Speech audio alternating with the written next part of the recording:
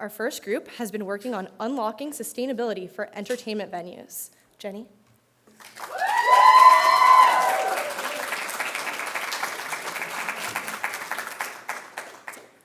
Hi everyone, I'm Jenny Cunningham. I am so jazzed to be here and to give you the encore presentation to our midterm.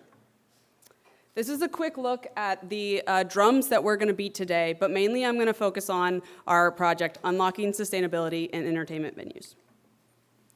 To quickly go through the beginning of the lineup, here's an introduction of our team. This is the amazing group that I've had the absolute honor of harmonizing with over the past 3 months, and we've been led by band manager Shaun Hoyte. Here's a look at our client. The MSA Music Sustainability Alliance is a collection of subject matter experts in the music industry that was established in 2021 to promote change within the industry to tackle climate change. It's composed of venues, promoters, vendors, managers, record labels, just to name a few.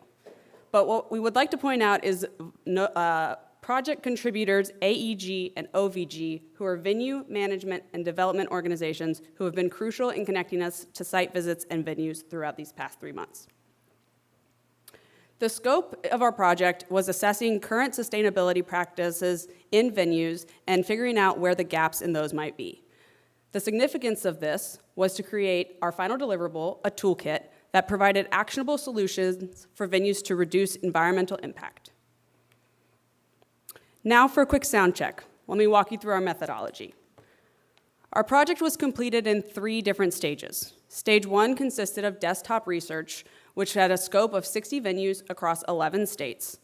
We noticed pretty quickly that there were some gaps in the publicly available data, so we also designed a survey in order to fill those gaps, which led us to stage 2.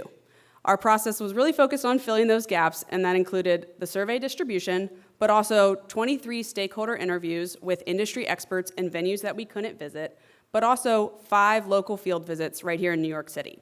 2 of them you see here on the slide, Brooklyn Steel and Webster Hall, but we also visited Madison Square Garden, Forest Hill Stadium, and MetLife Stadium. To round out stage 2, we also performed regulation research. And then stage 3 was the ultimate compilation of everything that we've learned into actionable recommendations for these venues in order to spur widespread sustainability initiatives across entertainment. We then organized these recommendations into Now, Next, Later in order to make a timeline implementation scale for venues. And also, to finish out our project, we focused on case studies with artists collaborating with venues because we really want artists and venues to have a duet and to amplify their voices. Can I get a drum roll, please, for our key findings? All right, so similar to your Spotify Wrapped that we all received recently, we grouped the existing sustainability practices into 6 top albums, or subject areas, if you want to be lame. Those were energy and building infrastructure, water, waste and product, reporting and communication, travel and transportation, and community engagement and education. These 6 albums form our toolkit distribution, and all of our tracks, if you will, form into each of these groups. Our second key finding was supported by US regulatory research. We spanned federal regulations as well as the 11 states that our venues covered. We grouped each state into obligatory jurisdictions or supportive jurisdictions. A couple examples are here on the slides, but we also have a recommendation for each venue to conduct their own research because it's no surprise to anyone that everywhere across the country is very unique when it comes to policies and regulations. We also had a key finding number 3 that was supported by our stakeholder interviews. These included venues that we couldn't visit, but one of the highlights that we want to point out here was the O2 Arena in London. 2 amazing initiatives that the O2 is doing is the Green Rider, which is essentially just a checklist that they're providing to incoming productions in order for them to operate most sustainably within the arena. But also, the O2 is performing intensive employee education on their sustainability measures, which is really exciting because they're making sure that all of their initiatives are starting at the base and then infiltrating their entire arena. Additionally, we talked to industry experts in the field. A key highlight here was a discussion with a supply chain expert, which led us to thinking about a recommendation about demand forecasting modeling for procurement. Here, let's start on the right-hand side of the screen, where we highlight the top 3 key practices within our research.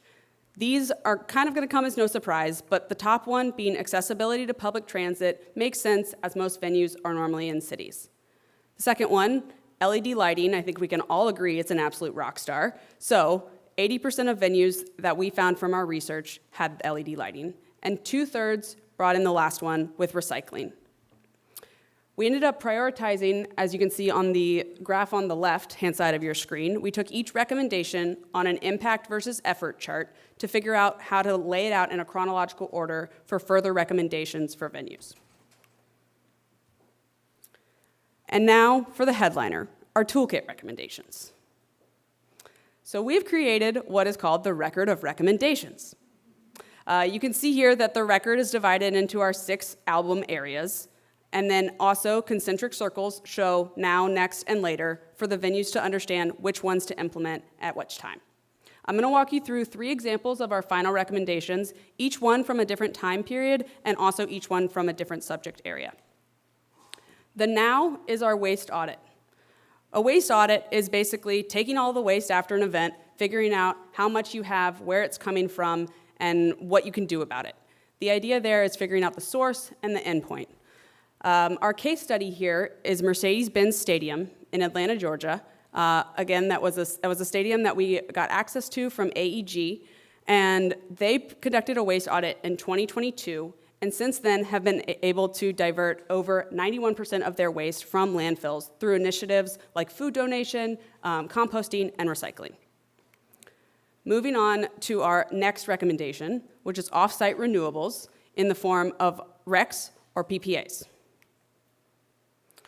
Off-site renewables is the idea of clean energy coming in from an indirect source from renewable resources such as solar, wind, or hydro.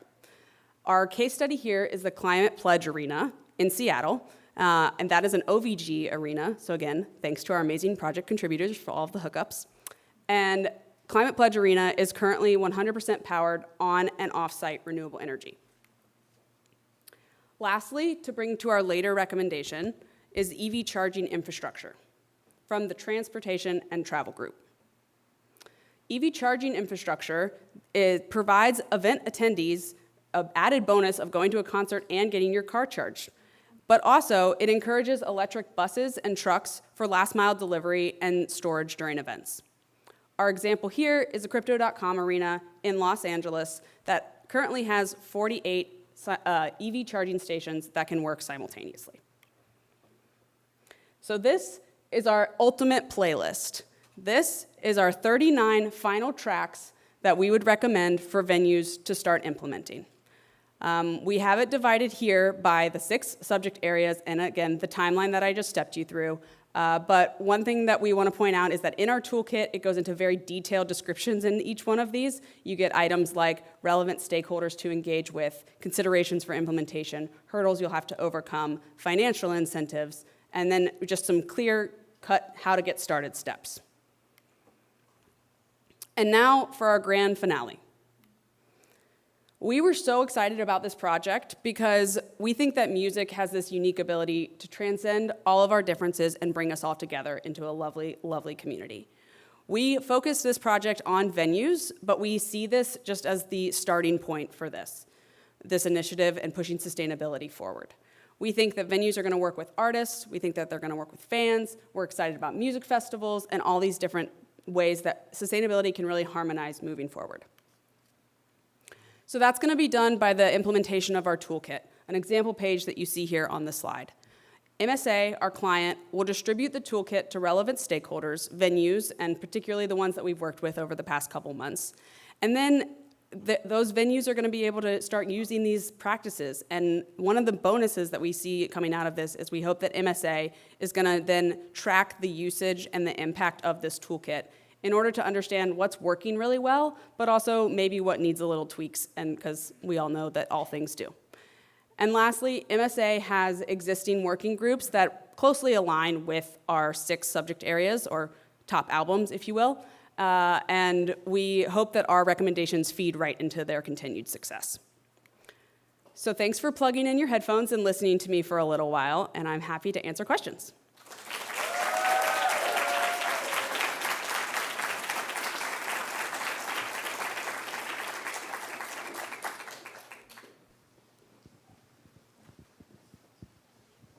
Great job. This scope of the project is like insane with like all the different states and everything you were looking at. What were some of the challenges to that and how'd you overcome them? Absolutely. It was a very massive scope, and in fact, we had to continue to curtail it and curtail it. So there were a couple of challenges. Obviously, one of the ones being that our client is located on the West Coast and we're here on the East Coast, so we just wanted to capture that whole spread of the country. So that was exciting to, have our client be like, we need you to wake up at 8 a.m. to be on a weekly call. But they were great and amazing, and we loved working with MSA. So just kind of logistics was a challenge. But we were able to all work together. Another one is that we were really good at working as a group to kind of have different silos of research and go from there. And we would all come back together in our weekly Tuesday meetings and say what we were working on, which really let everyone kind of go off, do their own individual research, and then come back. But then one thing that was really exciting about our field visits is that we saw both big venues like Madison Square Garden or MetLife Stadium, and then also some smaller venues like Webster Hall. And that kind of drove home for us. We originally thought a challenge was going to be kind of dividing up the recommendations by size of venue. And what our field visits to both of those arenas kind of decided for us is that no matter what size the venue, they're all having to overcome these problems. So that was a really exciting kind of realization and a way for us to have a formal scope, like meeting of the minds, if you will. Hi. Yep. Here. There you go.